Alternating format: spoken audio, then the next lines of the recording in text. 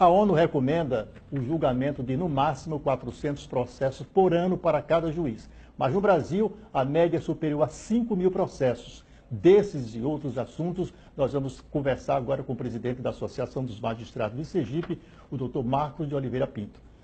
Bom dia, doutor Marcos. Bom dia, Euler. É muito difícil, né? Trabalhar com esses números não é nada fácil para um magistrado, não? Não, realmente a tarefa constitucional do judiciário de prestar jurisdição dentro de um acesso, né, que a Constituição garante aos cidadãos, que é um acesso amplo, né, e quanto mais melhor, tem se mostrado uma tarefa extremamente árdua, pelo quantitativo de processos, né, que chegam às varas, às comarcas, dia após dia. E os números que você colocou refletem bem isso, né? Nós estamos muito além daquilo que a ONU considera como razoável para que um juiz possa prestar jurisdição.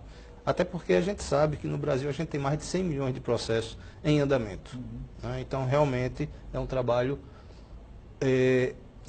grandioso, né? Enorme, mas que os magistrados brasileiros não têm se negado, e é justamente pela tarefa, pelo trabalho que é realizado dia após dia, que a produtividade do judiciário tem crescido mês a mês. Doutor Marcos, o senhor assume a AMASE no momento em que magistrados de todo o país recebem críticas de todos os lados também, não? Verdade, mas nós não podemos esquecer que nós vivemos dentro de um Estado democrático de direito. Que o judiciário, ele tem por função constitucional dizer, aplicar a lei, resolver os casos que chegam às mãos dos magistrados e aplicar corretamente esse direito. Então, de nada adianta, dentro de um Estado democrático, essa tentativa de enfraquecimento do Poder Judiciário, porque para o cidadão só interessa um judiciário forte e um judiciário independente. Nós não podemos deixar de ressaltar que o judiciário ele é um poder técnico, né? O magistrado ele não entra no exercício da sua função através de uma eleição, mas de um concurso público difícil, concorridíssimo, de nível elevado em termos técnicos jurídicos, e sua capacidade de produzir, né, de dizer o direito, de atuar como magistrado, se legitima através desse concurso, né? Então, é um momento difícil, mas é um momento que os magistrados não têm se negado a prestar jurisdição, de cumprir o seu papel constitucional, e, com certeza, faz parte de toda essa sistemática do jogo democrático, críticas. E nós vamos responder essas críticas, nós vamos mostrar o papel que nós estamos desempenhando dia após dia e mostrar que a nossa missão constitucional não será, de modo algum, abalada por qualquer tipo de investida contra o Poder Judiciário. A semelhança do que acontece com alguns políticos deste país, do Amazonas até o Rio Grande do Sul, todas as semanas a gente sente que há uma novidade contra um magistrado, seja dentro do avião ou fora, ou andando nos shoppings, enfim, né? Isso deixa o país com uma tensão muito alta, principalmente quando a crítica é feita diretamente a um magistrado do Supremo Tribunal Federal, por exemplo, né? Que são os mais visados. Há uma forma, no seu entender, de que o brasileiro precisa entender melhor esse processo, de que não é justamente aquilo que roda na cabeça dele, de que o magistrado é assim, assado, só porque alguém comentou? É verdade. Veja, nós temos os três poderes, né, dentro do que a Constituição estabelece como poder do Estado. Nós temos o Legislativo, que legisla, né, que faz com que as leis entrem dentro do sistema normativo. Nós temos o Executivo, que executa esses comandos normativos, prestando o serviço mais diretamente à população, prestando as políticas públicas. E nós temos o Judiciário, que diz o direito, aplica o direito, resolvendo toda a gama de lides que surgem quando há o conflito de interesse. E nós precisamos entender que, dentro de cada um desses poderes, as autoridades constituídas são constituídas justamente para o bom e fiel desempenho de suas atribuições. A crítica, seja a autoridade do Legislativo, do Executivo e do Judiciário, ela é aceitável, ela é possível, né? Faz parte da democracia. O que nós não podemos aceitar, e não é aceitar do ponto de vista individual, não. É do ponto de vista da própria democracia, do próprio Estado de Direito, é que ao invés de se questionar, de se buscar os meios legais, de se questionar as deliberações das autoridades, se parta para a agressão, seja ela verbal, seja ela física, seja ela de que modo for.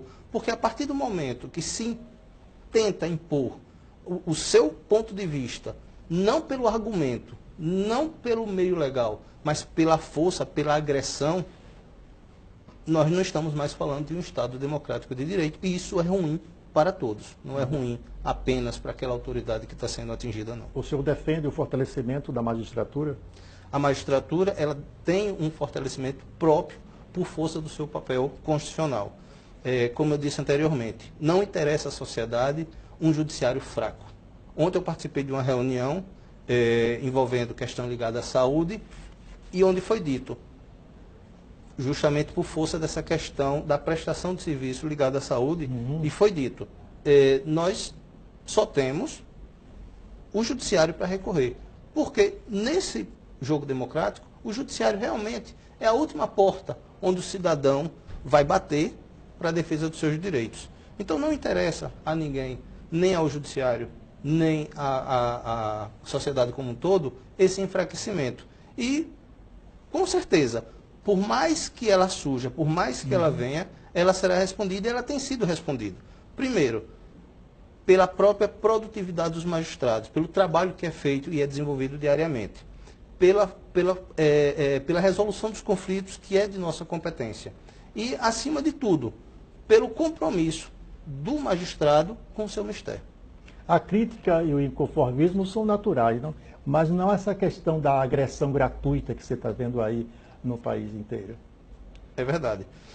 A quem interessa, né? A pergunta que fica é isso. A quem interessa a desestabilização democrática através de ofensas aos poderes constituídos, né? O judiciário passa por um momento de sensibilidade muito forte, né? Onde se discute auxílio-moradia, onde se discute privilégios, mas se esquece que, por exemplo, diferentemente de qualquer servidor público, de qualquer agente público, o magistrado ele só pode ser magistrado por força de determinação constitucional. Ele não pode exercer nenhum outro tipo de atividade a não ser o exercício da magistratura e o magistério, desde que não prejudique a sua atividade na magistratura. Então, ele é um servidor do Estado, ele é um magistrado comprometido e integralmente dedicado ao exercício da magistratura. A sua boa remuneração, ela decorre dessa qualificação técnica que ele possui e dessa sua missão de única e exclusivamente prestar jurisdição, salvo, na hipótese, como eu disse, de poder lecionar, desde que não conflite com a magistratura. Muita gente reclama de que é preciso aproximar a justiça da sociedade, mas diante de todos esses aspectos negativos que acontecem no Brasil, principalmente em aeroportos, conforme eu disse, em shoppings, como mudar esse quadro? Como fortalecer?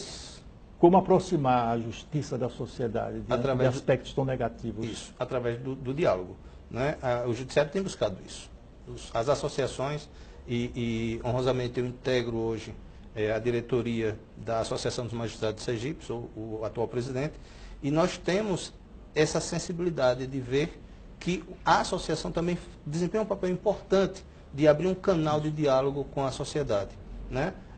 Muito já se falou que o judiciário se encastela, que o judiciário não se aproxima da população. O que a gente precisa entender é o desempenho de cada função dos poderes. O legislativo, ele é a casa do povo naturalmente. É aqui onde se delibera, onde as normas são aprovadas e passam a entrar dentro do sistema normativo, como eu falei. O executivo, ele presta o serviço mais próximo à população, justamente porque é ele quem realiza as políticas públicas e, através da saúde, da educação, da moradia, da segurança, ele chega próximo à população.